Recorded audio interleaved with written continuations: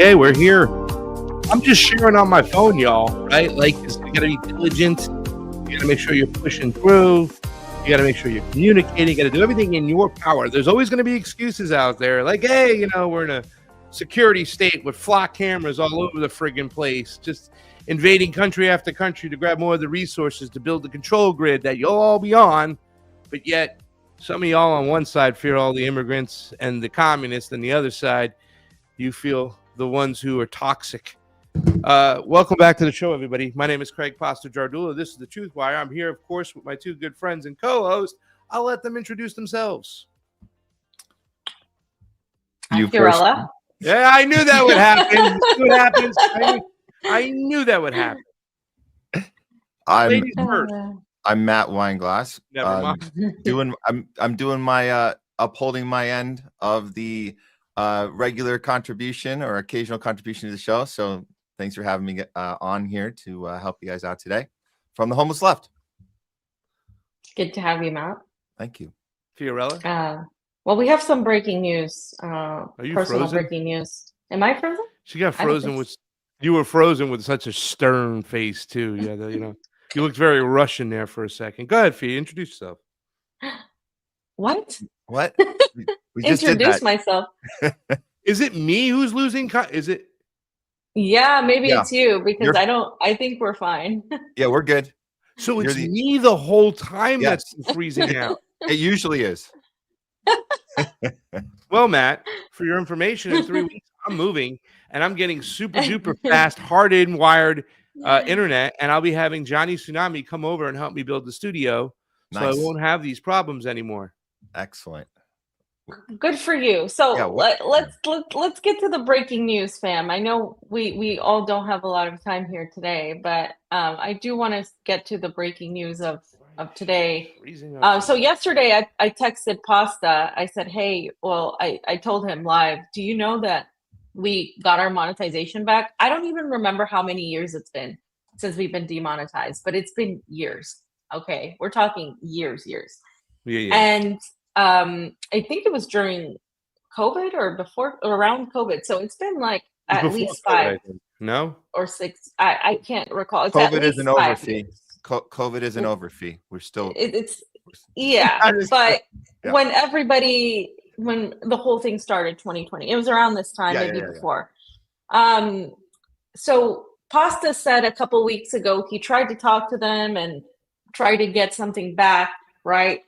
And he thought, man, they were supposed to get back within 30 or 60 days, Pasta. Anyway, they didn't get back to us for a long time. And well, they got back to us and they said, okay, we're back in the partner program.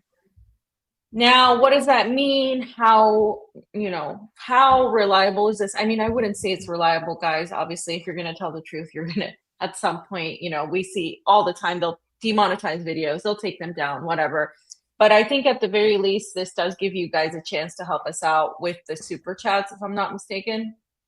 And that sort of thing. I do like the idea of building something completely independent of YouTube and having like a system that's set up there. And I'm going to work on that with Pasta and some other people to do it that way. Because if YouTube decides to once again crush us, it's just going to go back to the same. We can't depend on this. We can't say that we're going to rely on this, but it is good news.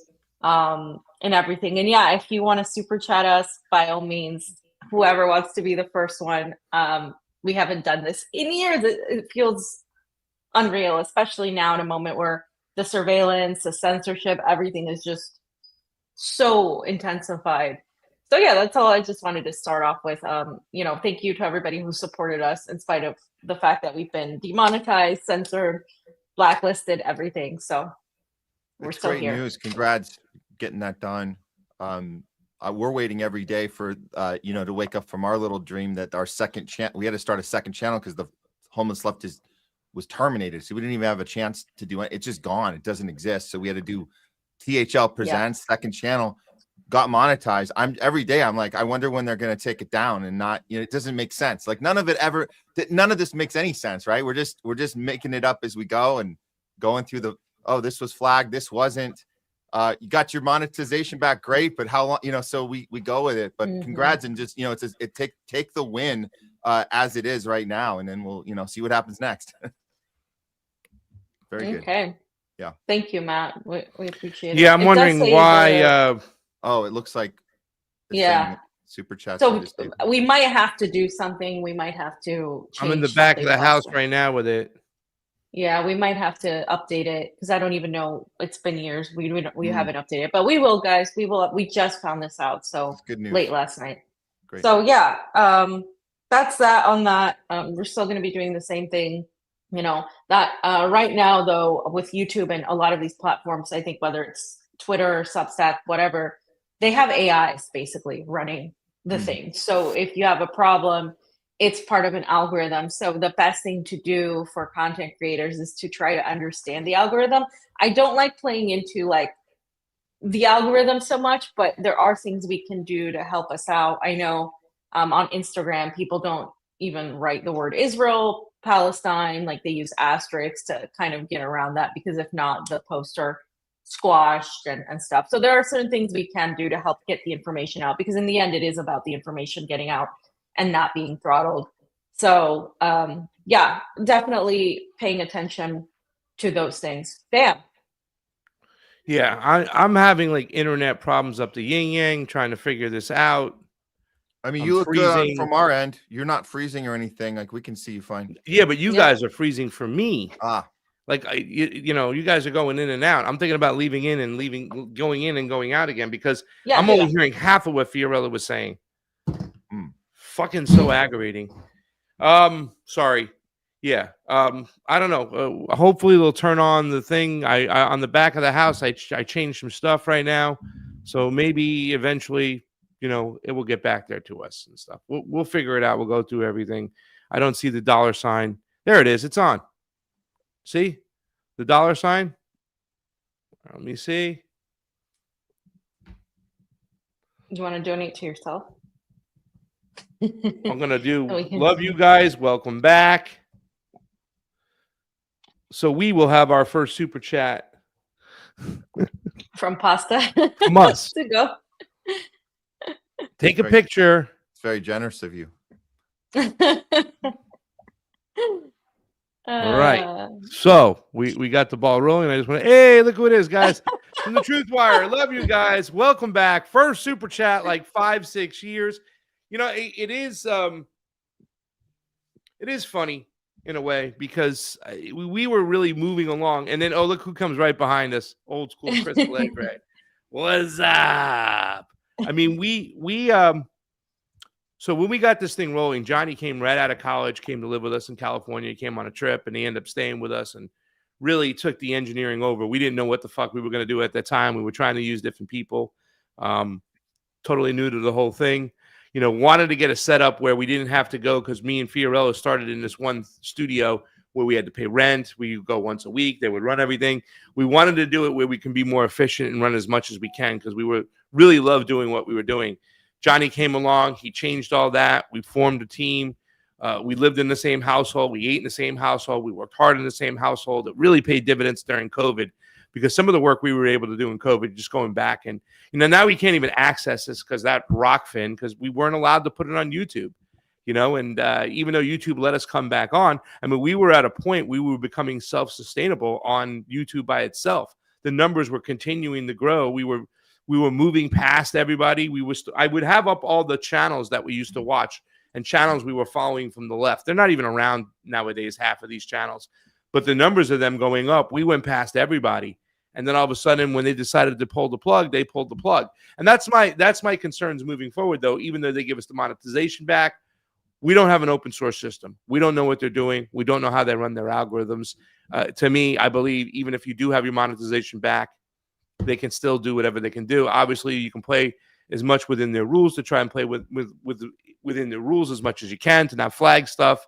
But the AI, I think, is simply to bring it over to a person, and that person will monitor you. So I believe we're still under being monitored, but we'll be the best we can and do the best as much as we can to stay out of the dirt. But that doesn't mean we're going to self-censor ourselves. I'm happy for the work we did during COVID. We were ahead of the curve, and we were all into it. We're all looking into it. We're all paying attention to it. And it's kind of cool that Matt's here with us. The homeless left, fucking, yeah, we were like, other than, Edwin DeJesus, right? And maybe Kim Iverson. It took a while before Jimmy came around. It took a while before Max came around. All these people, we were fucking by ourselves talking about this shit. So it's good that Matt is with us now. So let's just jump right into it and get started. Fam, I'll let you take the lead on this, because obviously this is your era of expertise when it comes to what's going on in Iran, Lebanon, Israel. Maybe you want to make a statement before we start pulling up clips of where you think we're at today. Because, basically we're fucked, right? Well, one of the things I want to say before you get into this section, I just kind of want to just talk more so about what this is. So when the MOU came out, a lot of people were praising it, were very stuck on the idea that the United States is humiliated. And I think the United States and Israel both have been humiliated in many ways. They've been exposed. The veil has been lifted for many people, seeing what we've done, what we did to, Menab and the children, what we've been doing to give money to Israel to continue the genocide of Palestinians, which is still ongoing, and our hands in that. And also, despite all of that, despite all the military capacity, all our money, all our weapons, the fact that we have the entirety of NATO and all of that, we were unable to make Iran do what we wanted it to do. And so, yes, there's been humiliation in that way. But the MOU itself was not the end of a war. Like a lot of people were kind of just taking this in a very simplistic way. This war is not over. It is far from over. This is a long war. What we're seeing is Iran came out on top of a battle. And Iran itself is still vulnerable because of the fact that they are just the moral figures. They are morally willing to be diplomatic, morally willing to be having negotiations with psychopaths. And I think a lot of people felt this way when they were even sitting down on the table with the United States. A lot of people were angry about this and actually protested in Iran to continue the war because they wanted the United States and Israel to pay, especially because of what they were doing with Lebanon.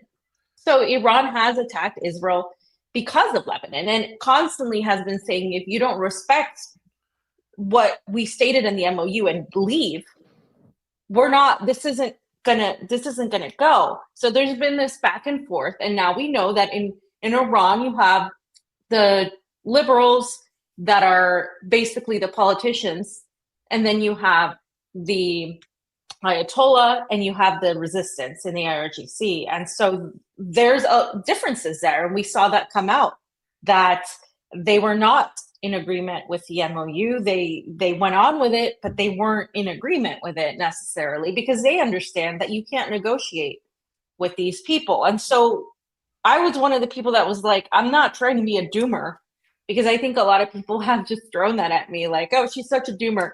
No, it's like, we know who the United States is. We know what they're going to do. We know that this isn't over.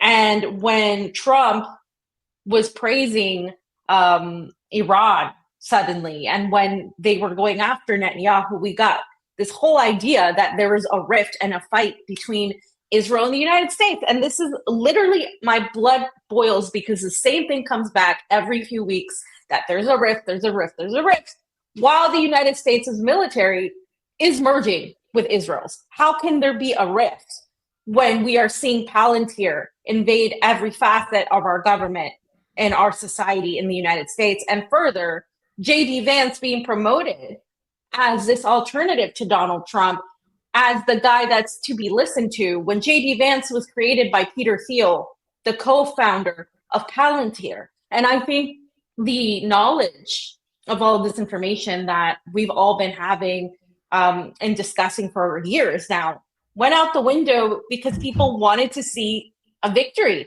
for Iran. And so then everything happened with the United States attacking Iran, Iran retaliating on their bases. Simultaneously, what's happening in Lebanon is the United States, in an effort, and Israel, in an effort to push Iran aside and attack Iran, are making negotiations with the Lebanese government that is explicitly now in favor of the Zionists, in favor of Washington, and they're attacking Hezbollah. And they're trying to create a civil war in Lebanon, blaming Hezbollah for everything, and basically saying that Hezbollah is at fault for all of the problems that the country is experiencing, when Hezbollah, we know, has been the one entity defending everybody. So that's where we're at. The resistance in Lebanon has been constantly speaking out against the Lebanese government as being just vassals of the United States and Israel. They are not in agreement with this. This isn't going to be something that is easily given in. Like, Hezbollah isn't just going to give up. It's not going to happen. And the other thing that more and more people should be talking about is Jolani's forces coming in from Syria. Yeah, that have been building up, right, and are basically ready to come in. And again, this is why Syria had to fall and why everything had to happen. Because if you can attack Lebanon from multiple sides, it's just either going to do one of two things. You're going to drag Iran to focus in on this, or you're going to try to take Lebanon via this way, because Israel isn't going to stop. So that's kind of like a brief synopsis, because I don't want to talk all day about what's been going on and the way I've been looking at it. And what's happening in Lebanon is extremely monumental. This could get much bigger. You can have Syria involved in Jolani's forces, and this also involves then the Turks. This also involves Russia. Yeah. This also how does it involve the Turks? Can you explain that? Because I think a lot of people have a hard time trying to understand how the Turks can get kind of roped into this regional war that they want.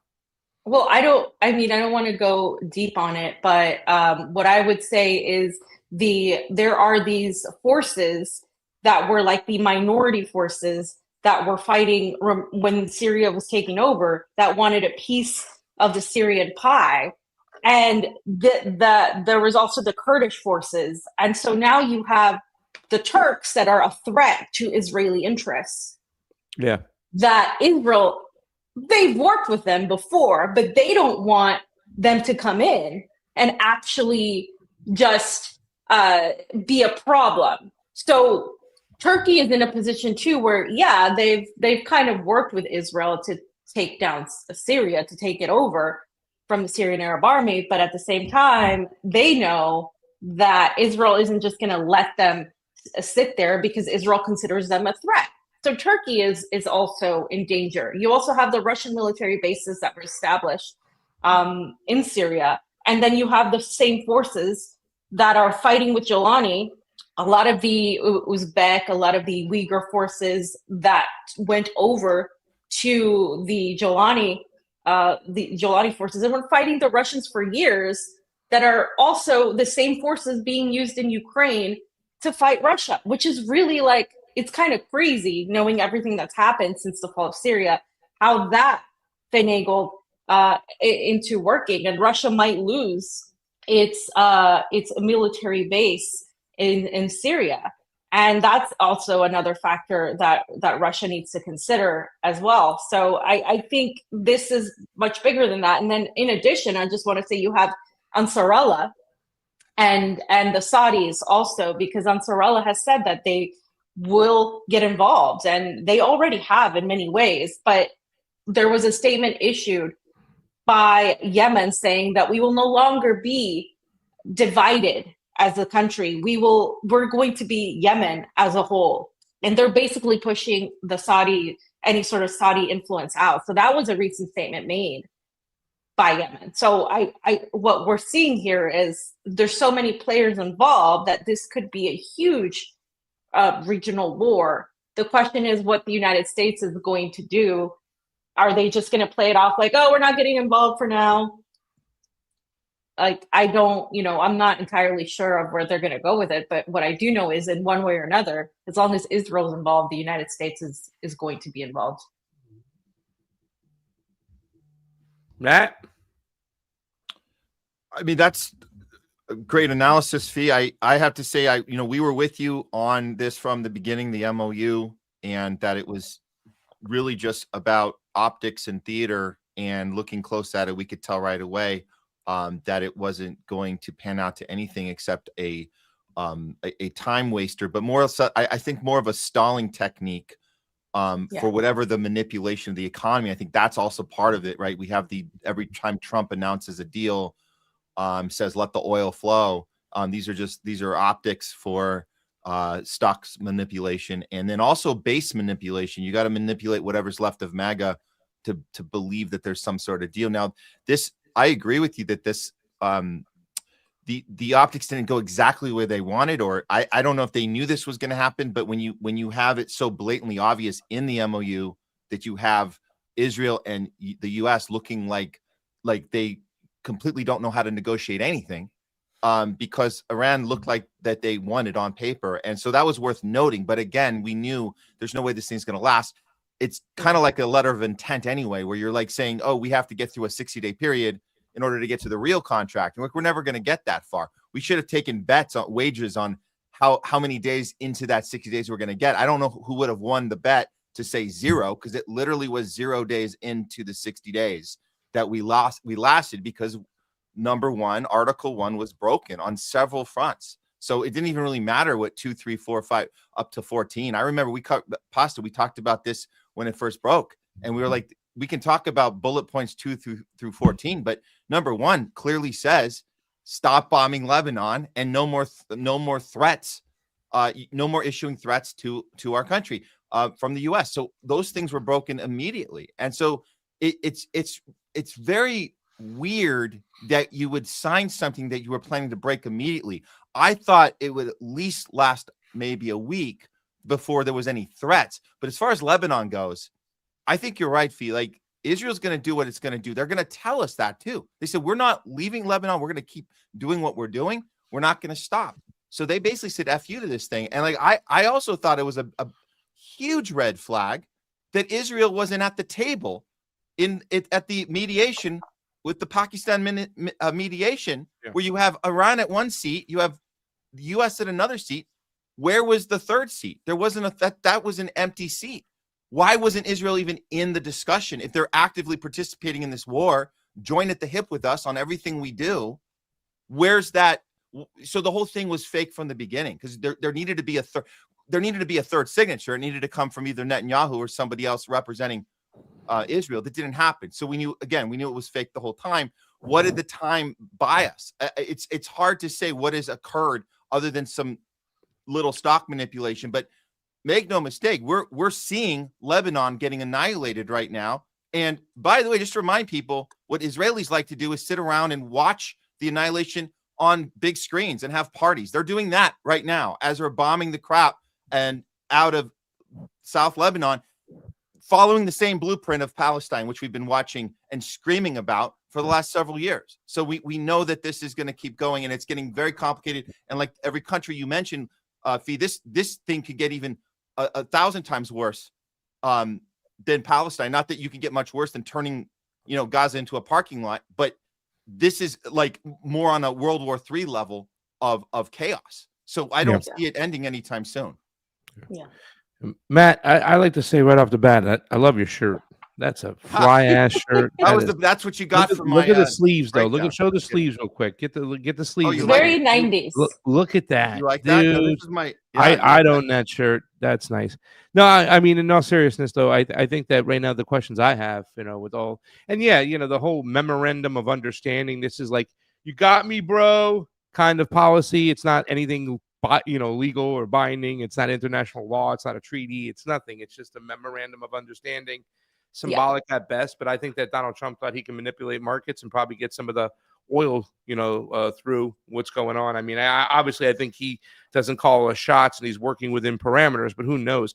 But the question I have moving forward is how strong is Iran capable of striking back? I didn't believe for 1 second, they had a situation with a Revolutionary Guard. I think he fired on somebody in the Navy, and it was like, wait a second, I thought their Navy was on the bottom of the ocean. And obviously we've seen more waves of ballistic missiles going off and drones going on its way.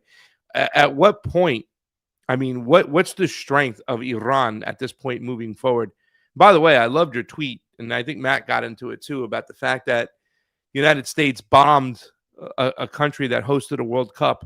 Was a record for that day. It was the only time that a country was to host a World Cup and bomb a country that was there on the same day. And Matt was right. They didn't host them. Only Mexico hosted them. They got to come in and play. I had to correct the record.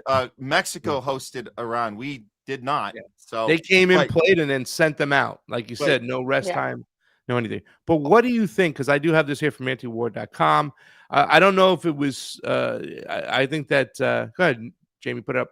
I don't think that they were correct when they were showing Iran bombing the Fifth Fleet or whatever it was in Bahrain. Iran's IRGC says it targeted 8 U.S. military installations in response to U.S. attacks. The U.S. and the Iran have traded several rounds of strikes since Friday, but Iran's Islamic Revolutionary Guards Corps, which is, by the way, listed as a terrorist organization, so Donald Trump doesn't need permission from Congress with the AUMF. He can attack them at any time. Said in a statement on Sunday that its forces targeted 8 U.S. military installations in Kuwait, Bahrain, in response to the U.S. attacks on Iran. And the U.S. and Iranian militaries continue to trade strikes despite the MOU meant to end the war. The flare-up began on Thursday when a drone struck an oil tanker in the Strait of Hormuz, and on the following day, the U.S. bombed several targets on the Iran's coast. The drone attack came after Iran warned ships against transitioning through the strait en route. It didn't approve.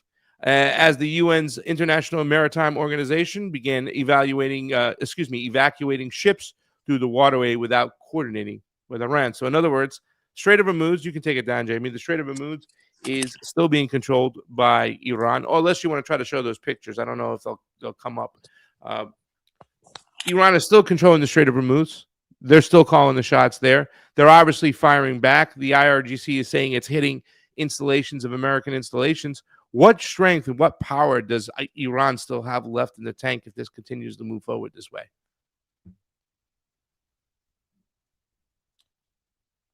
Are you asking? Yeah. Oh. I mean, I think they have the power because they have the Strait of Hormuz, but I think the problem is that this isn't going to stop anytime soon, right? This is again, Iran, very much like Russia in many ways, like they need to, I think, press forward with what they're doing. And because at this time it's existential for them. If they don't fully commit to making sure that Israel and the United States are out of the region, it's not going to happen. And here's the other thing I have to throw in there, right, is the idea of nukes and nuclear capabilities. If Iran gives up on that, they're always going to be attacked and vulnerable. We know, like, one of the reasons why North Korea and other countries aren't constantly dealt with, and they still are, but not to the degree, is because they have nukes, and we know that Israel has them. Yeah. So, Iran, in that sense, they've been leading with this idea of like, well, we're not going to follow through with nuclear development. We're not going to do that. We have no interest in having nukes. If that is the case, that's actually, in my opinion, a mistake. I'm not, like I said, I'm not one for advocating for nuclear war, but I am saying they need defense. They need to be able to continue this. They're the last one on Smedley Butler's list. So once Iran goes down, and you can see that list one by one, we're already at the end. So it's just so obvious now what's going to happen next. By the way, I have your tweet over here, Fee. We should really show that when we're talking about nukes. You put this up about Lebanon. You said Israel may be using tactical nukes on Lebanon. There were reports of nuclear-like blast in South Lebanon. Israeli media says the IOF will use the largest amounts of explosives to destroy huge tunnels in more than 200 meters long and 25 meters deep. And you can show the picture of this. So this is coming from Israeli media, as you can see from the video, and it was pushed throughout Israeli media. And they're saying that in order to get all of the underground weapons stocks and all the tunnels, they're going to have to use some sort of tactical nukes on Lebanon. And I mean, this isn't surprising. It shouldn't be surprising for any of us. But this is what I'm talking about when I say you really can't afford to give that up, because you're going to be eliminated. From these people have zero things holding them back. I mean, they have their bunkers, they have places to go. The rest of the world doesn't. I honestly think they don't really care if there is a war, unless it's bad for business. And I think that's the only thing holding like the Trump administration and others back from a nuclear war is business. And you have business deals that will be affected if there is a full on nuclear type of war. And so I think that's what's actually been keeping the world from breaking into nuclear war. It's the fact that they want business and capital to continue flowing. But if there comes to be a point where, well, we got to wait it out, we got to play chicken. The unfortunate part is, as I said earlier, Iran is a moral character. Iran is not going to try to, unleash an annihilation where civilians are threatened. People still don't believe that, but we are the ones that would, though, or our government would. So I really do see this as part of a wave of a long war that we're seeing. It's going to go like this, right? We're not anywhere near the end of this. This is an ongoing thing. And we know that perhaps, given the timeline that Trump has, because we're 2 years into his presidency, what's going to happen, say a Democrat comes in, right? We're going to shift a little bit the direction of where we're at. But everything is laid down for the next one to continue this policy. I don't think we're defeating the United States. And this is something I want you guys' opinion on. Is the United States empire defeated? Because I'm not really seeing that right now based on what's happening. I don't. And then the next thing I have up right here really quickly is what it's all about, right? You know what I'm saying? It's business as usual. I know a lot of people say we contend to fight Israel's wars all the time. And I'm like, yeah, of course we do, because people like Lockheed Martin got a $35 billion THAAD contract. So there's a need, right, to empty the armament in wherever. the base is being blown up in all these regions. That's okay. We got a multi-trillion-dollar base coming in Israel that we're building. You know what I'm saying? So, when you talk about Lockheed Martin, who's Lockheed Martin owned by? It's the American fucking person who has money in the market. BlackRock, State Street, Vanguard. Those are the major stakeholders here. And this is what it's all about. The military-industrial complex has many arms, many, and $35 billion contract. And as you know, the Iranians hit a lot of those THAAD systems in that area. So here we are. It's just they have to find a war somewhere, the empire, wherever it's at, to use up all the weaponry. I don't know if you ever watched that show, The Office, but there was one with Michael Scott, right? The American one. And they had to spend their budget. And he didn't understand what they were saying. And he goes, explain it to me like I'm a 7-year-old. And he's like, well, pretend you had a lemonade stand. You can't get more lemons and sugar and water from your mom if you don't spend it and use all the lemons, sugars, and water that you got the first time. So you got to spend it all to get more stuff. Oh, okay. That's what it's like. They got to empty out the armament somewhere. It's a big whole fucking system. It's a death cult built on fucking finances, money, resources, and the empire going. So I really think they saw this as an opportunity to just empty out the armament, get new THAAD systems, get new contracts. We got crazy fucking Donald Trump in there, so let's go, and then they'll build up again. And then what we're doing in fucking Ukraine, Russia, just emptying out the armament. Well, it's got to be replaced. There's a $1.5 trillion defense budget. Your tax dollars at work. This is what it's all about. At least that's war is a racket. That's the way I feel. I do think that even though, and I agree, Fee, that there's signs, there aren't really clear signs that the empire's failing or falling. And I think that's because we put up a good front about it. We manipulate the economy. We do these things to kind of just grip onto that petrodollar as hard as possible. And these like this example, this this THAAD contract, we keep trying to extend and overextend in order to give the impression that we're not going anywhere anytime soon. And I do think a switch out would probably make sense. They will switch out to a democratic president, not to change policy, but just to change optics. Again, it's a theater. It's a display that's on. It's what's on display versus it's the same policy. We are going to continue to do what we're going to do, but I do think it's going to run out. It's going to run its course, and I think that's precisely why Iran's going to be in this for the long run, because they just have to wait us out. That's it. They just have to wait out the empire. The empire will crumble. We don't have a long-term strategy. We had the 7 countries to take down. We thought we'd do it in 5 years. It took several more, but this is the last one. Iran's the last one, but we've never had an exit strategy. We've never had a long-term.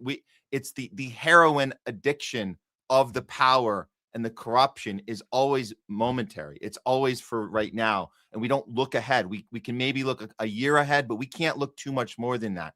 So once we handpick the next selected president, it's going to maybe be one more little coasting through on this pretend policy change when it's going to be the same policy, but Iran just has to wait that out. And I'll just say this for Iran as well.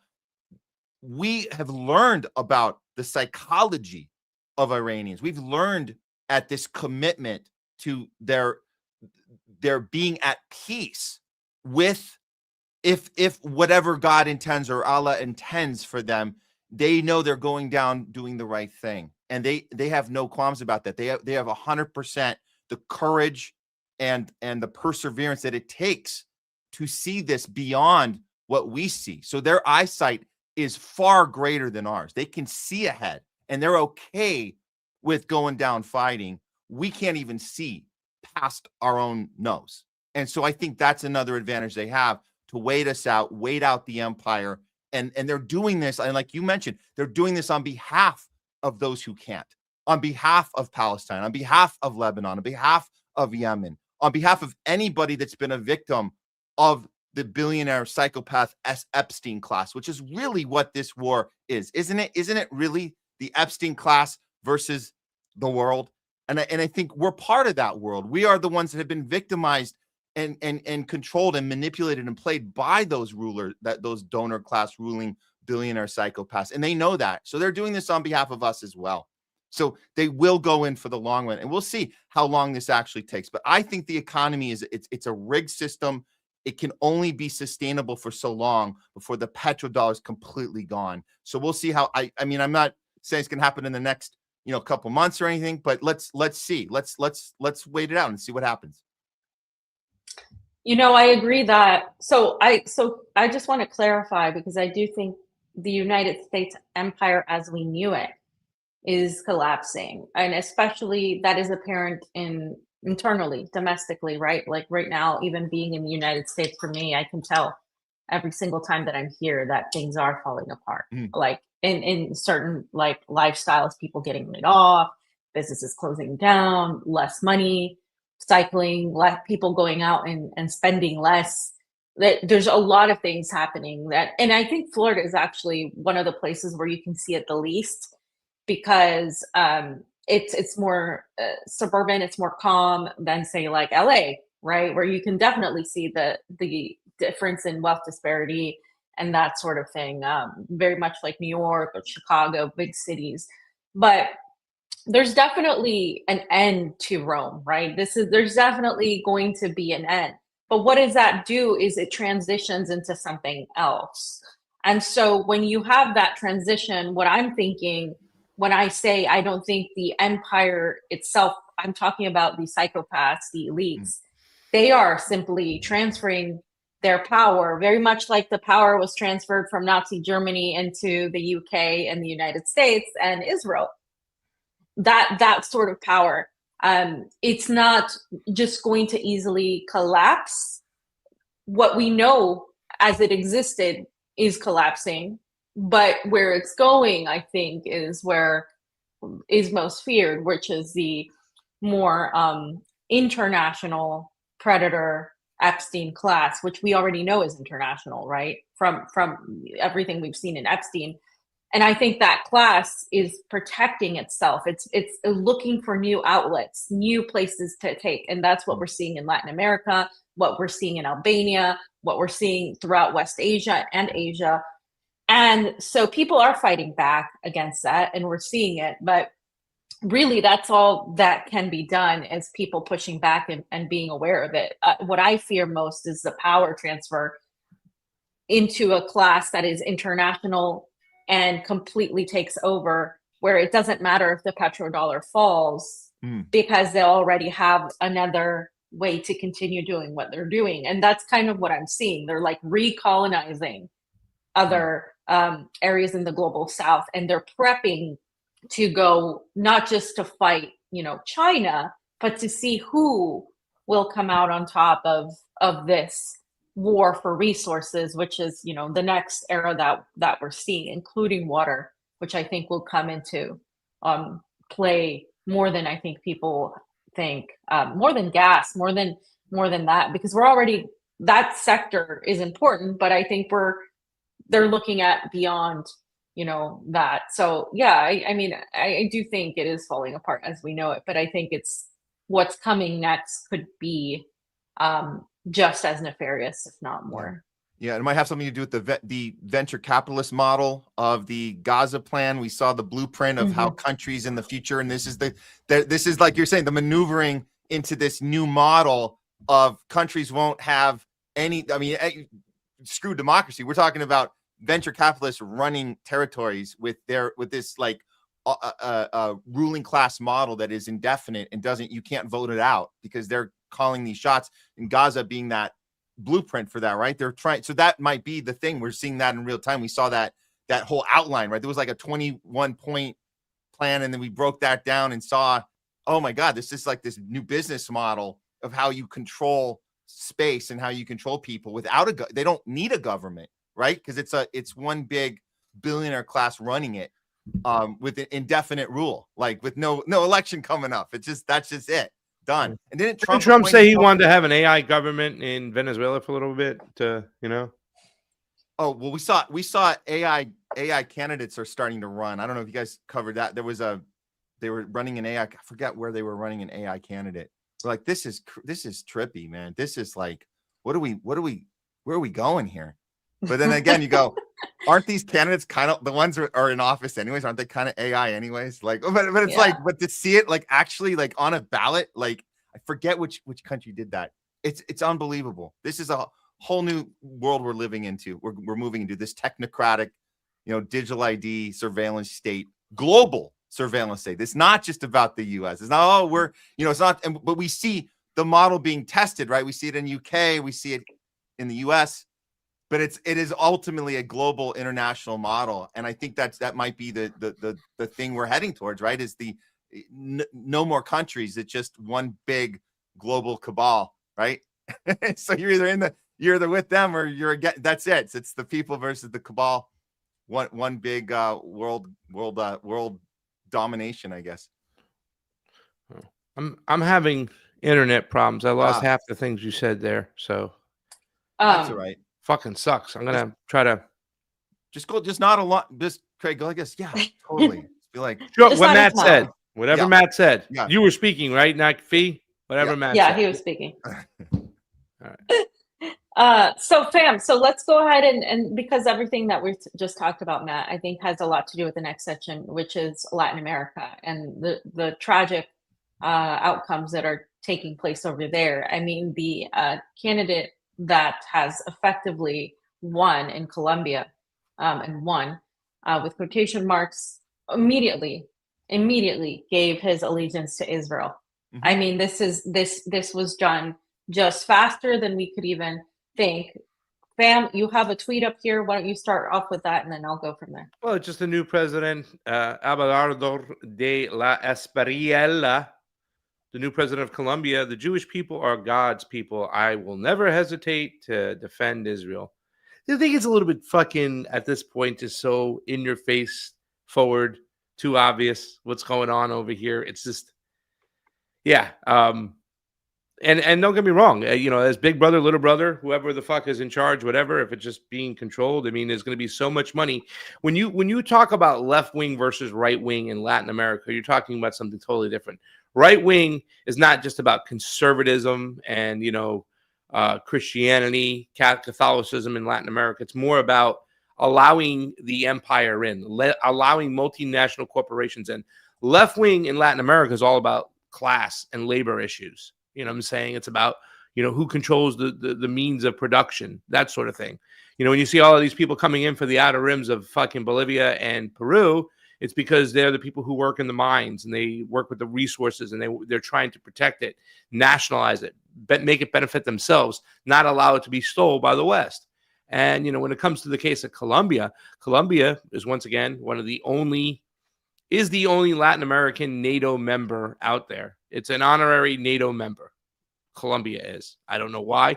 Gustavo Petro did not slow down the buying of military weapons. It was one of the things he did receive criticism for, and they are the biggest buyers of weapons when it comes to Latin America. We just hold this whole thing with, Peru buying, all these things, Peru buying all these F-14s and F-16s and shit. Like, why? But that's what they're going to do. And they're going to remilitarize Colombia. America's going to sell them a ton of weapons. They got their guy in. Israel will have contracts on their base like they do in El Salvador and other countries. The IDF will come in to help train because that's how they got to do it. So it's just a money grab. It really is. I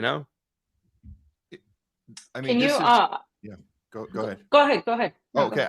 I would say this is another extension of the Greater Israel Project. When we talk about the Latin America, we talk about the Nakba 2.0, that seems to be in the works in Argentina, and all these neighboring countries have to comply with Israel first policies. And so we know that this thing was rigged from the start. We know this guy came out of nowhere, a millionaire that they say, Trump handpicked.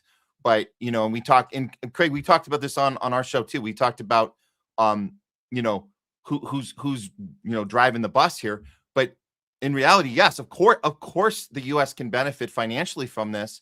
But the reality is, it's geographically speaking, this is a move for Israel to relocate IDF soldiers, change legislation. They're obviously already changed it in Argentina. You need Colombia to comply with this legislation grab, which we're going to see. That's going to be the next thing. So you obviously have this guy immediately declare his loyalty to Israel immediately.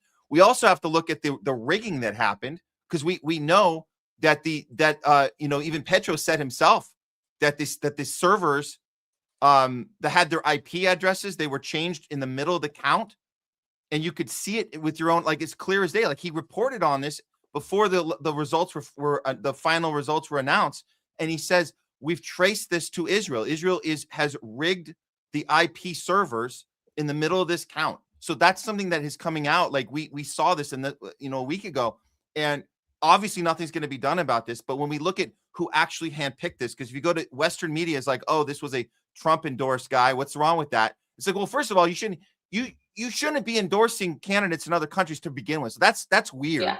But beyond the endorsement of Trump, we're talking about, folks like Witkoff, Kushner being these Mossad agents going in there, doing this bidding on behalf of Israel to continue the Greater Israel Project and the relocation, ultimately, I think, of Israelis that need somewhere else to need a plan B when the Israel thing doesn't quite work out where they are right now. And so that's what we're seeing in Argentina and surrounding countries. You got to get compliance with all the neighboring countries in Latin America. That's the whole point. So, and Pedro is exposing this on his way out, which good for him. And he's also been very vocal about the Epstein class and the pedo protectors. And this is also the root of it. So we have to understand that's another reason you got to take his successor out. You got to take him out and put in your Israel first guy. That's how it goes. Yeah, and so there's a couple of things here. Jayme, you can go ahead and play that video if you want, and so we can show that. I'll talk through it. Es un placer estar aquí. Es un honor y es un orgullo. Ustedes no saben lo que yo quiero a esta comunidad, porque el pueblo judío es el pueblo de Dios. En defender al pueblo judío, que es nuestro pueblo, el pueblo de Dios, y con la ayuda de ustedes, con la bendición de Dios, vamos juntos a salvar y a reconstruir a Colombia. No vamos a dejar que una minoría que quiere incendiar el país y acabar con los medios de producción destruya a Colombia. Los vamos a enfrentar en democracia y estamos dispuestos a defender a Colombia por la razón o por la fuerza. I hope people look at this and understand the mistake they just made, because there's a lot of people both in Peru and Colombia that consider themselves right-wing, but when they see Israel coming in, that they do draw a pause. And I've been seeing that actually in Peru, and in the last few times, even before Keiko was projected the winner, people have been going against the idea of Israel coming in. So a couple of things what you said, Matt, that video is disturbing. It's there shouldn't be anything to do with Israel in Colombia. Like why do we have to pledge allegiance to Israel as why do Colombians have to pledge allegiance to Israel? Why is that like the number one thing that gets done? People need to be asking those questions. Why, if you're Colombian, should you even bother with saying anything about Israel? Do you say something about Morocco, Palestine, South Africa? I mean, like, what exactly is going on here? One. Two, the fact is that this guy, Esprilla, he wasn't even religious until he started campaigning. And Pasta, if you bring up your next tweet, we can bring up the tweet here. It talks about how he's a Christian guy. He's promoting traditional values, devout Catholic. Literally, like 95% of Colombia is Catholic. So I don't understand. This is where the right doesn't understand what they're talking about. Literally, the majority of people in Latin America are devout Catholics. I'm telling you, as a Latin American, the majority of our families are all Catholics, devout, like rosary, going to church every Sunday, all devout Catholics. So this guy being a Catholic is like, okay, like everybody else. The evangelical parts of Latin America are the ones that have traditionally been right-wing, because that's a whole other factor. But there's a lot of studies being done to how evangelical, very much Christian Zionist approach is taking over. Well, yeah, that's exactly Latin what it America. is. It's the blueprint for how you capture the Christian right, how you capture the evangelical Catholic. That's what this is about. So that's the character he's playing. He takes his Catholicism, he puts it with Israel first, and it's like you have to rewire your people to go, oh yeah, that makes sense, and then start like manipulating verse and manipulating, what God wants us to do, right? So that's the whole technique. So we've seen it be very successful, in other places like the U.S. So I mean, yeah, that's what's happening.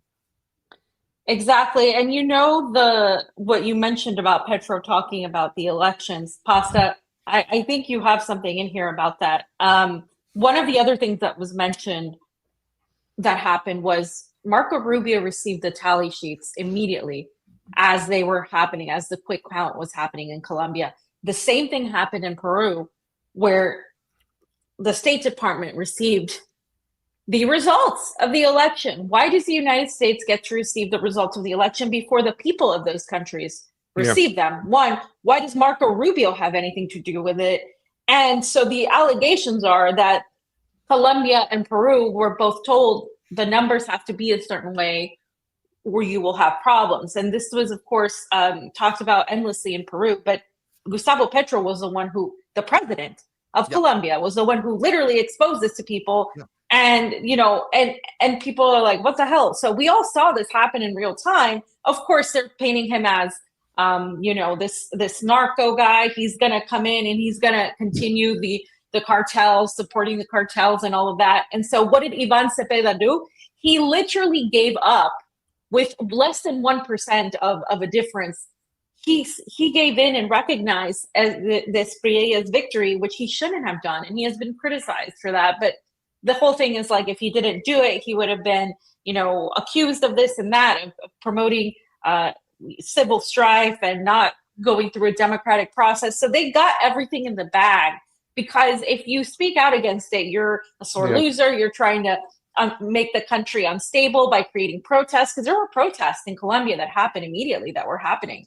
And so now it's kind of like they're stuck in that. I would have not given in. I would have questioned the election results, just like Roberto Sanchez in Peru is out there protesting, and people are saying we're not going to accept a Keiko Fujimori victory, because they know that there's enough evidence to say these elections were manipulated. So it's really right now, what the United States is trying to do is say, well, look, there's so much instability in Latin America. You have civil war happening in Bolivia, the potential for that happening in Peru, Colombia. It's just like this is a perfect trifecta. And with the earthquake that coincidentally benefited the United States, who sent USAID and sent in, which by the way, Trump didn't get rid of clearly, and who also sent in Southcom.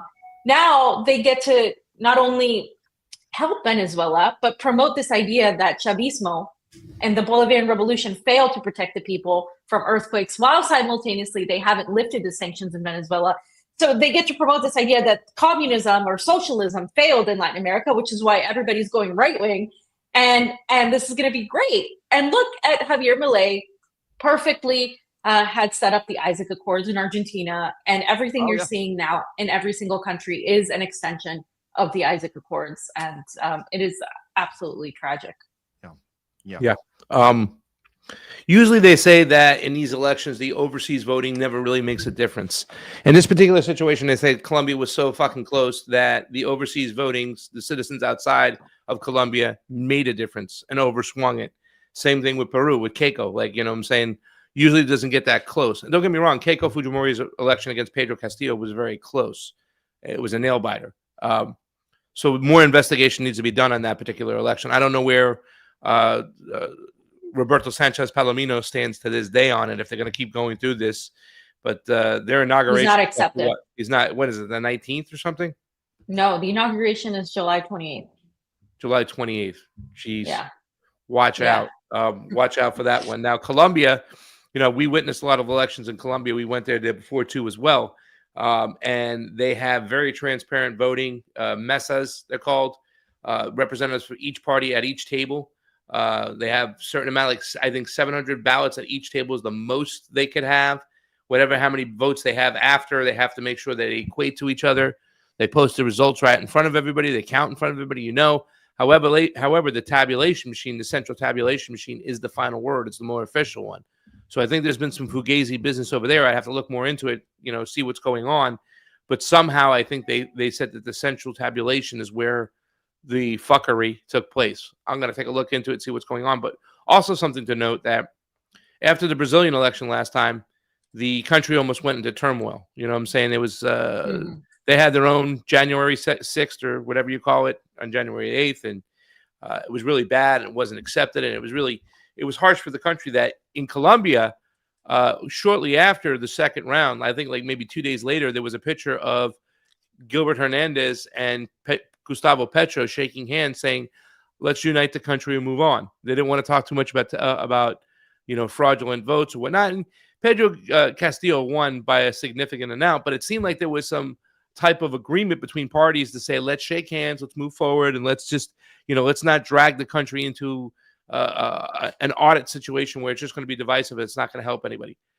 I think that is what led to, is it Cepedes giving in real quick? I mean, that might be the reason that he might be going, okay, but it was less than 1%. And it's a little bit odd to me why he turned in so quickly. It just doesn't make a lot of sense to me. But, I'm going to investigate further. I'm going to see if I can get more information on what's going on. Fam, we have that one of the, I forgot what his title is called, but in Colombia last time we met him, we went and saw him, and we asked all these questions. Okay, how does this work? What is the final thing? Is the software? We knew there was proprietary software in that system that has the central tabulation. That's where they could mess these up. But overseas, they can also cluster, meaning they can stuff votes. There's so many ways they can do this. So it's going to need an audit and examination to find out where we're at moving forward. But at the end of the day, I think we're going to see two right-wingers get into power, and it's not good for Latin America. It is handing over the resources to the multinational corporations and into the empire. Did you show the tweets about Peru, or where are we at with that? Well, I showed that final number in there, Jayme, if you have that tweet. So put it up. And I told you all I voted in Peru for the first time, right? So this is the Gustavo Petro one. Here it is. Fujimori, you can see 50.132%, and Sanchez 49 point. I mean, if you looked at it, it was like 36,000 votes, almost. That's nothing. That's easily turnable. And so 48,000 votes when there's close to 20 million votes. It's just. Yeah. It's too small. So there has to be an extensive, audit, but at the very least. But what I do have to say is I voted for the first time in the U.S. for Roberto Sanchez. And the thing is, there was no way for anybody to look at that election and say that everything went nice and normal, because they didn't let people film. You couldn't witness the count. You couldn't witness anything, because in the United States, they get away with doing that, with preventing anything from getting out. In Peru, I was able to film. I was able to interview people. I was able to literally get everything on record. You could look at the count. Everything was different. But in the United States, what happened?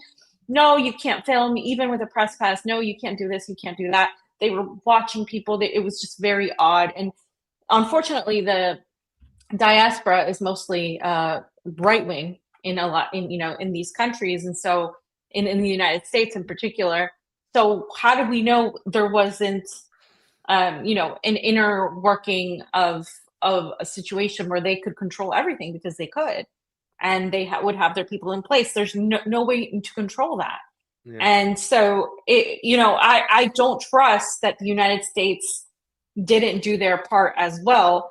And it would just be completely pushed aside by saying, well, the, diaspora vote is normally right wing anyway. So Like they could which just, it is, which it is, but it wasn't. There's a lot more people who are young and a lot of people who are involved that do not have that fear of a left-wing presidency, and they don't like Keiko Fujimori. So I think there's more and more of that coming in that I think they're afraid of, and that's what we're seeing. And I think ultimately what's going to be required in these countries is people literally taking to the streets and physically stopping it. Well, show the next tweet there, Jayme, too, because Roberto Sanchez Palomino is not backing down. He's pretty much talking about mobilization, get to the streets. You can see it right here. Hit that translation for us if you don't mind. Thank you. Mobilization in defense of the vote and the popular victory. The defense of the vote and the popular victory once again filled the streets of Lima. The will of the people is respected, not negotiated or disregarded. Democracy is defended, and the voice of the people is not silenced. And you can see the big hat Roberto Sanchez Palomino is wearing. If you can scroll, Jayme, there you go. He's there. You can see him. There's a picture of him. Dude, we should have a picture of him like standing up talking with a microphone somewhere. But they're there in the streets. There he is. They're there in the streets. They're pushing back. They're not ready to give in. The other, if you want to go back, pretty much with Gustavo Petro, he's pretty much handing the keys over. He's like, your government's coming in. You handed me a government this way. I hope when you hand it back to us, eventually it's going to be okay. But my government ends on August 6th at 12 midnight. When I received the government from the Duque government, we were there. We saw that. We talked about the Duque government. Jose Manuel Restrepo was his finance minister. More or less, it's as if I'm handing the government back to them. They'll say, there, we let you govern a little bit. I'm handing back the house, but it's not just painted on August 6th. That house will have 5 million fewer poor people and 2 million fewer extremely poor people.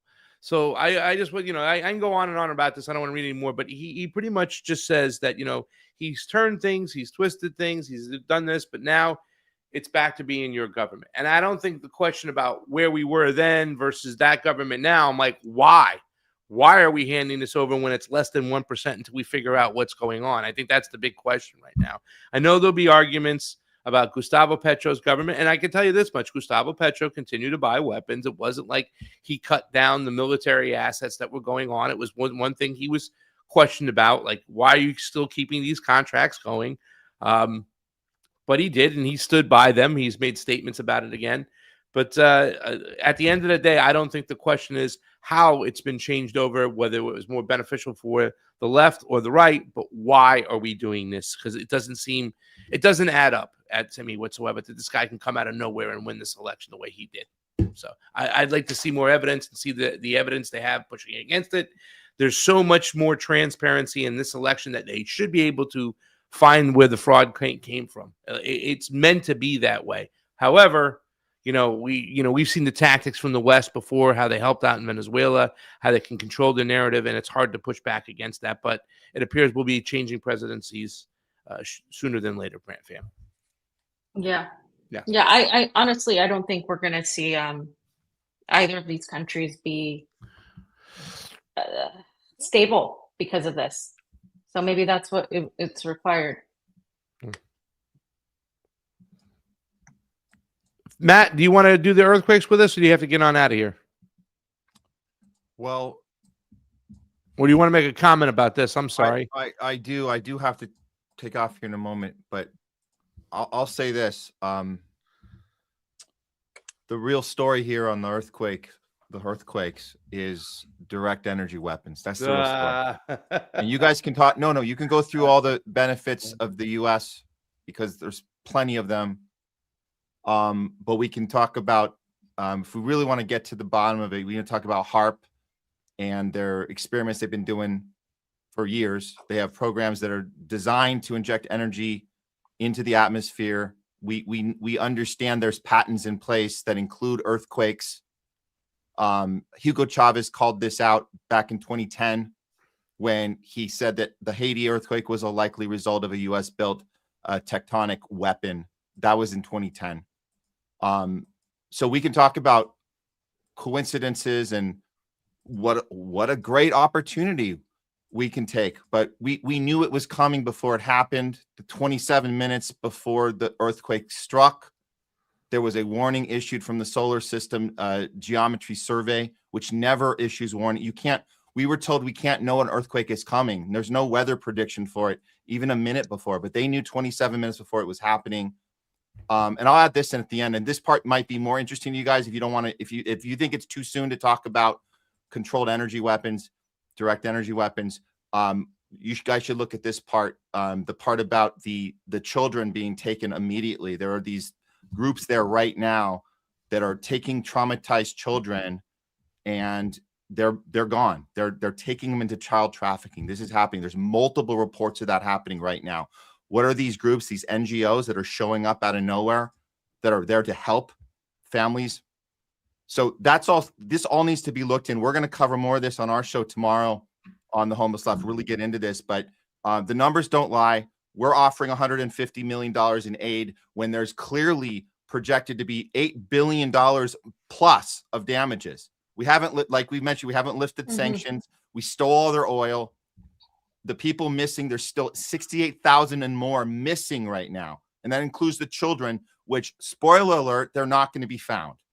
So I'm just throwing all that out now. I do have to go in a minute, but these are just things you need to think about. I know people are talking about in the chat that this thing was on purpose. So we need to assume the worst, and it's our job to look into it more. We're not just going to say it and move on. We're going to look into this and try and get more evidence about this, but we need to be skeptical. That's our job. And think the worst first. It's their job. The onus is on them to prove to us that there was nothing nefarious at all that happened here. And this is just, oopsie, a natural disaster. That's their job to do that. We're going to be skeptical, and we're going to continue to look into this. That's all I had to say about this one. Yeah. Yeah. I mean, I have a hard time. It's 2026. You're not going to tell me this is all conspiracy. I mean, the reality is what happened in Iran gave us insight as to just how much there are elements that the United States government has, covert ones as well, where they can influence and control certain things, occurrences with the weather. And we know even fracking causes earthquakes. So it's not far-fetched to think that this couldn't occur, especially when immediately the United States brings in USAID and Southcom, which is what they've been dreaming of doing to Venezuela for decades. And they captured the Venezuelan president and his wife. Venezuela is in a vulnerable position, being governed at the barrel of a gun. What's left? And, Venezuela is a beautiful, beautiful country. And I'm not just saying that. I mean, it's actually positioned right in between the Caribbean and the ocean. And so it would be a perfect area for somebody like Jared Kushner to establish high-end luxury resorts and hotels and businesses. This was already a thing back when Venezuela was captured.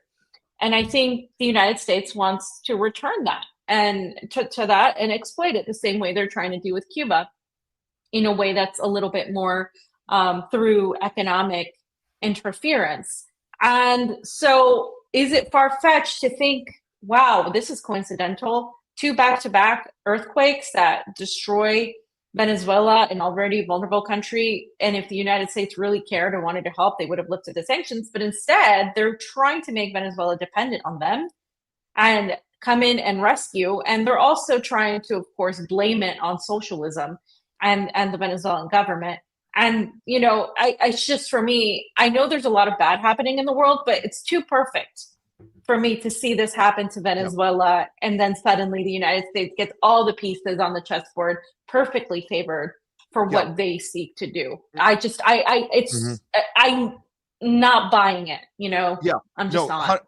100%. And one more statistic I want to say that Nico House looked into and saw that the average of 7+ on a Richter scale per year is about 10. That's globally per year. We've had 4 in a 24-hour period. We had 4 happen, 2 in Venezuela back to back, and then 1 in Japan. One in Japan, and there was another one in Northern California, all in the same 24-hour period. These are all places that benefit military contracts and U.S. domination and timing. It's everything's timing. And so what are the chances when you look at like a probability of what you're going to get in a full calendar year, and you get all this in like 24-hour period, but particularly the back-to-back it's insane to have the back-to-back 7.2, a 7.5 with seconds in between them that we saw that it was a warning for 27 minutes before. So these are all things, these are all red flags. We need to look at all of this. And of course, the children, we got to look at this. They're snatching them up. There's a lot of stuff to look at. But I'm just. I would say this much, and we'll get you out of here, buddy. Is that absolutely we have to look into and factor it in, right? But at this particular point, I'm still want to see more information, see what's going on. I don't know that if this could have not happened naturally, if that's impossible. I'd like to see more evidence of this stuff, and certainly after that Turkey earthquake, where we had the 10 embassies just evacuate before the earthquake hit. That was a head scratcher to me, and saying, okay, well, they can turn this thing on and off at any time. We understand in Iran now it's raining in spots that it was never raining before. When they hit all these bases, which supposedly had like a lot of the magnets from the geoengineering that would take place. So it's definitely out there. But, I don't want to say it's exactly HAARP yet. I want to look into it, see more, and see what comes about. But these are obviously things we need to be paying attention to. It needs to be factored into the discussion. But for me, just only because I've seen too many people jump and make an opinion about Venezuela geopolitically right now, instead of just waiting and sitting back and seeing what's going to go on, especially when it comes to Delcy Rodriguez, the Chavistas, and the whole situation. So I'm there. I'm paying attention to it, but it's definitely part of the equation. But I'm not ready to settle on HAARP just yet. HAARP has a patent for earthquakes in their paperwork. We can absolutely. If it's not being used now, then when? Why is it in there? I'm just saying. Let's look at the paper trail on this. I got it, but it's not going to be my final decision and go to just yet unless I saw something that said, okay, it's definitely HAARP. I like I said, it's factored in.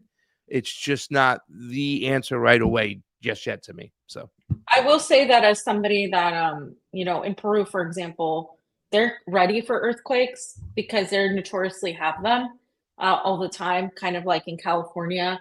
The structures are built to withstand earthquakes. Venezuela is not known as a country that even has earthquakes quite often. Like when you go to Latin America, one of the things you know about Peru is you're likely to have an earthquake here or there. So the houses are built to withstand that. It happened in Venezuela before, but it's been a long time, and it's not a normal occurrence for Venezuela to have an earthquake like this, to have earthquakes alone of any of this sort of magnitude. So I also find that sus because of the fact that a country like Peru would have been able to withstand it better just because they're used to it and they prepare for it, kind of like we do in California. Whereas in Venezuela, it'd be like Florida having like a massive earthquake. It's not something that is a normal occurrence. It can happen. It has happened, but it's weird. And also the Cuba earthquake too recently that they had an earthquake recently where people felt it here in Florida. My brother felt it. And so I don't know. This is quite odd given the context of everything happening and all of these weird things regarding extraterrestrials and all these things that were being thrown at. I do find it odd in 2026. Yes, people have earthquakes. Yes, countries have earthquakes. But what are the odds that Venezuela, out of all the countries that right now could literally not be, like, it's already in a dire position, would get an earthquake? Look, I mean, they exist. Lasers exist. There's all these things that are happening. I've been in Lahaina. You've been to Lahaina. We heard people talk, and you know what I'm saying.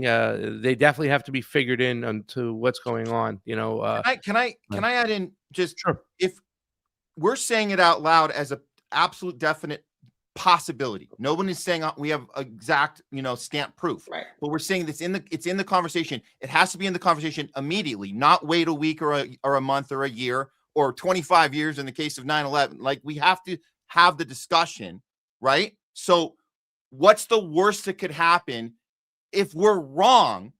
What damage did we cause? Nothing. We are skeptical if they prove I've said this earlier. The onus is on them to prove that it was a natural disaster. We are going to be skeptical the whole way. if we're wrong about this suspicion, what damage did we cause? We're looking out for the Venezuelan people. We're looking out for people who are victims of targeted, purposeful destruction that's caused with bad intent and passed off as a natural disaster. We are looking out for them. So if we're wrong, we're not causing any damage. If we don't talk about it, if we don't have this conversation because we're afraid and we have to tippy-toe around it, and then it turns out to be on purpose, we are actually doing damage. We're not helping people. And then it's the same with the Lahaina. It's the same with the LA fires. It's the same with North Carolina. We have to be suspicious. We have to look at this stuff. We're not hurting anyone if we're wrong. I hope we're wrong, but we have to talk about this. That's a lot. But I do have to cut out here in a second. I guess as soon as maybe if Pasta's going to come back in here, I know he had another tech issue, but just I wanted to just throw that out there. So. No, I agree. I agree. It's at this point, like I keep saying, it's 2026, guys. Everything that we have experienced in the last, definitely in the last 10 years has been crazy, but especially in the last 6 years, has just been insanity after insanity after insanity. We have a lot of mysteries that haven't been resolved, like the missing scientists or the suicidal scientists that keep happening. None of that's been resolved. The Epstein files, we don't have any names to go after. Like we're seeing, the government said, yes, there is alien technology and all of this stuff, but nothing, again, is being really, truly exposed on that. There's more and more files done on just the CIA manipulations of using, certain patsies and the experiments being done on mind control that aren't just like the classic ones that we all know about, but just more and more technology that we know they have to have. And that I think a lot of us have been hesitant to really talk about because we're a society that, it's really good to be skeptical and demand evidence. But when we don't have the power to get this evidence, and we are being controlled in a certain way by people who have all the power to manipulate the release of evidence, the exposure of evidence, the lack of evidence. And it's the same thing with elections. We know that elections aren't fair. We don't have a smoking gun to prove it, but we have enough little pieces to know that elections in the United States and much of the world are entirely controlled. Now that we're never going to be given this information freely, because then it would destroy much of the the superficial world that we are all living in. But it's more than just having a smoking gun. I think that's a luxury I don't think we will have when we don't hold power and we're not in positions to be able to get that. Well, not necessarily. We've had smoking guns and still no one goes to jail. We've had smoking guns on COVID. No one's going to jail. We've had smoking guns on the Epstein files. Even COVID in the Epstein files, when we talk about pandemic preparation meetings and transferring of getting the Bill Gates Foundation behind all this, but it's manipulated, right? As still being not enough evidence, not being being conspiracy, being so because we don't have the power to manipulate that information. So what we get is what we get, what we're able to get in spite of all of that, which is I mean. It's the best. We're doing the best we can, but I think that's we have to apply that same principle anytime when we wake up. We look on our feed and we say, "Oh my God, another disaster." We have to go immediately into what is the thing they're not telling us immediately. That's the best we can do. We just do not want to make any mistake that people made on. And I mentioned 9/11 earlier, and people put in this chat. I appreciate people that figured that out on day one. Congrats! I think I figured it out a month after or something. But I was. But regardless, it's not a competition to who got to it first. It's just let's apply that principle every time. Let's just say, what is the thing they're not telling us? And if we go with that, that's the best we can do. And you're right. This is a war. They're not going to give us the smoking gun, as you said, but we can gather as much evidence and as much, the red flags that we can get, and we can get them out to people so they can use their critical thinking skills as well to try and maneuver through this stuff. Because we're not going to fall for this crap again. We're trying the best for us and they had our best interest in mind and they're always out for the, yeah, our health agencies and our world leaders are always looking out. No, we're done with that. They're not looking out for us. They're looking out for themselves, period. So. Yeah. And I know you got to go, Matt, so it's okay. If you need to go, you can go. I think maybe Possible will be back. We have a couple of things, Jayme, to go through, and then we're out of here. So cool. Go to the next one. Thank you, Matt. Just we'll see you soon. Yeah, awesome. Thanks for you guys. And you guys can check out Homeless Left tomorrow. We'll be on Rumble, on YouTube, and covering more on the earthquake. We're also covering the FIFA scandal on the Iran team. We're looking at that one. Spoiler alert, looks like it might have been rigged. So tune in tomorrow. Absolutely. We'll tune in. We're going to cover that tomorrow. Thank you so much, Fee, Pasta, Jayme, and I'll say truth out for me right now. Okay. Bye. So Jayme, let's just go to the this. So this is Venezuela battered by biblical flooding after mega quakes leave thousands missing, and you can play the video. It's really tragic what's happened in Venezuela, aside from the conspiracy or not conspiracy, because it's more like realities.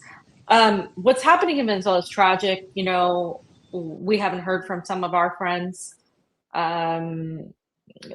Internet's down, you know, phones are down. It's hard for people to communicate. But what the United States is doing by explaining this led me to believe that there is far more going on underneath the surface. I mean, how perfect for them to be able to exploit this in this situation. It really hit, you know, hard already impoverished areas like La Guaira, which is in the northwest of Caracas. It's right by the ocean. So everything's just really terrible. Seeing people be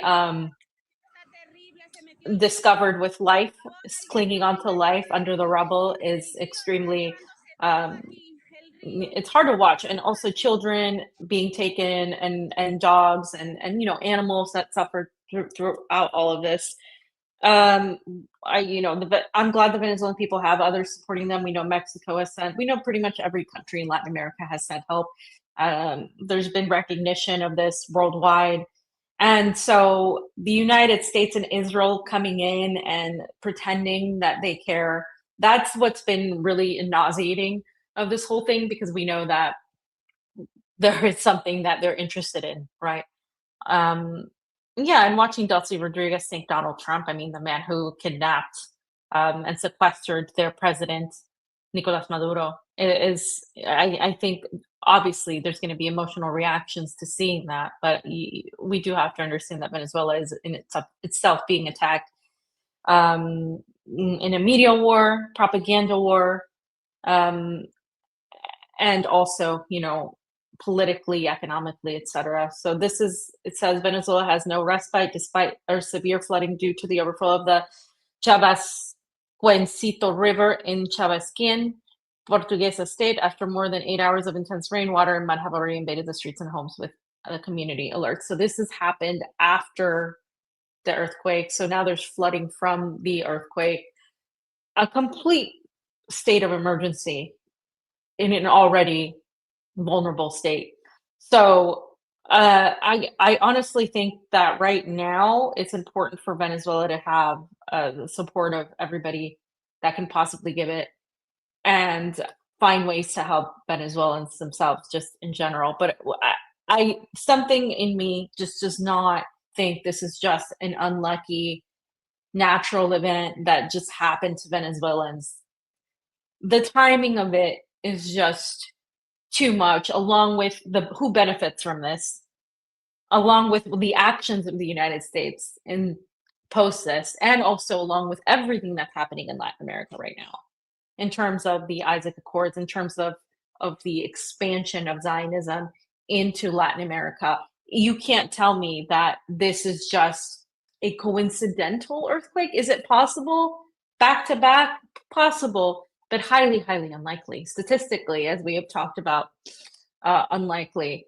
So there's also, I just want to reiterate this, the sanctions aren't lifted, correct? I think you're in the next one. The sanctions aren't lifted right now. This is from Alan McLeod. More than 1,400 people are confirmed killed by the earthquakes in Venezuela, with tens of thousands more still not accounted for. The United States has over 900 sanctions enforced against Venezuela, greatly hindering relief efforts. And so again, like this, they're not budging on that, in spite of Venezuela being sequestered, doing pretty much everything the United States wants, in spite of them taking control of Venezuela's oil, gold, petrol, everything. They're still not lifting the sanctions. What exactly does that say about the U.S. interests in Venezuela? And then this, I said this is coincidentally convenient for Washington, because this is coincidentally convenient for Washington. This is from Sovereign Media. There's a lot that is convenient for Washington. So you can just go down the thread, but I really just want to highlight beyond the thread, Jayme, there's something, just go through it really quickly. The two earthquakes that hit back to back, as you can see, the numbers have gone up since this has happened. But one of the things I really wanted to highlight was how Marco Rubio was the first one to put out the fact that they were sending in U.S. aid and Southern Command. And we know that a lot of people were hailing the Trump administration for getting rid of U.S. aid. They didn't, guys. They never got rid of them. They literally just completely finagled it through. It says, while countries across the region and beyond, including Mexico, Colombia, Russia, China, and others, expressed solidarity with Venezuela, the most jarring came from U.S. Secretary of State and notorious pro-regime change advocate against Maduro, Marco Rubio, who offered condolences via humanitarian aid, Southcom, and USAID. So how perfectly does this line up for Rubio's wet dream of taking over Venezuela? It's just so perfect for them. And this is why either the world is so awful and evil and cruel and we're living in hell, that this could happen to Venezuelans, where there's some manipulations at hand. And again, Venezuela isn't the only country that's been manipulated in this way, right? And we can see that Marco Rubio said the United States extends our deepest condolences to the people of Venezuela following the devastating earthquakes. Our hearts are with those who lost loved ones, and we're still not going to lift the sanctions. America stands with the Venezuelan people during this difficult time, and at the direction of President Trump, the State Department is immediately deploying search and rescue teams, medical resources, and humanitarian assistance to Venezuela. As Matt said, guys, it's not enough what the United States is sending to Venezuela. It is minimal at best, and they've sent much more to Israel, for example, in a smaller amount of time. So this, I agree with Matt here. I don't think this is something that it's too coincidental for me. I'm not buying it right now. And yeah, that's that. And I will say that one of the sports that I do watch is actually soccer or football, right? Soccer. And I've been watching the World Cup, and what was done to Iran. First of all, in sports in general, you shouldn't involve politics in those terms where you're banning countries like Russia from playing. One, the fact that Iran, the team, couldn't be welcomed into the United States and rest and have normal practices, that they had to be rushed in and out, that already makes it a rigged game, because these people play. You're running. It's soccer to me is one of the sports where it requires the most physical ability. You have to have endurance to be able to run, to be able to train that way. And when you impede that in an athlete, you're causing them to not have the ability to be at the same level as all the other players. So that in and of itself, it's unfair and it's just wrong. But the calls made from certain referees throughout with when Iran played have also been just not, like, statistically, the way Iran is the only, for example, team that was eliminated without a loss. It's just a few times, okay, but constantly on top of everything that they're experiencing, it just doesn't look normal. One. Two, yes, they may not have been the best team out there, but how would we know how good they can be when they have been given obstacles time and time again. The other thing is they would have played the United States at some point. And if they made it through, they could have played the United States. And the thing is, the United States doesn't want that. Iran had so much support from the people of Mexico, so much support from people across Latin America who were supporting them, who went to see them just to see them. And you could hear whenever Iran played the amount of support that they had in LA and Seattle. And so to me, this is something that has been alleged, is that Donald Trump wants to win. We're talking about a narcissist. We're talking about a president that wants to look like the winner, the peacemaker, the guy that's, making things happen. There are reports that he has manipulated certain teams certain ways. We don't know. There's a lot of money in FIFA. I, for one, don't support FIFA, don't trust FIFA. The only thing I'm doing is watching some of these games. And particularly, I would love to see Mexico defeat the United States in a game, because I think we'd never hear the end of it. The United States team is playing far better than they've ever played before. We're talking about just their ability to keep up and maintain themselves against all of the teams that they've played has been, I've never seen them play this way before. So it is undeniable that they are playing better. But I do think there is a conscientious effort behind the scenes to make the United States last a really long time. Whether it's Donald Trump's ego or whatever other mechanisms, there's definitely things at play there. So it'll be interesting to see what happens and how to watch this happen. Notoriously, Latin American countries, of course, are always in the end with Brazil and Argentina. But France is playing well. England, Germany has notoriously played well. I don't think they've been that great this time around. But so we're going to see what happens. But this is a larger part of the issue, is that how do we know what's real and what's not when there's so many manipulations happening behind the scenes? And what was done to Iran, and what's done to, in general, we've seen it being done to Russia as well, where their athletes aren't allowed to compete.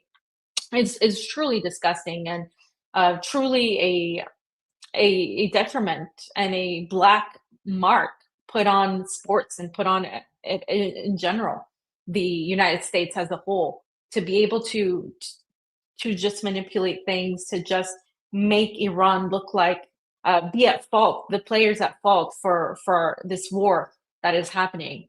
And so I just wanted to say that on that.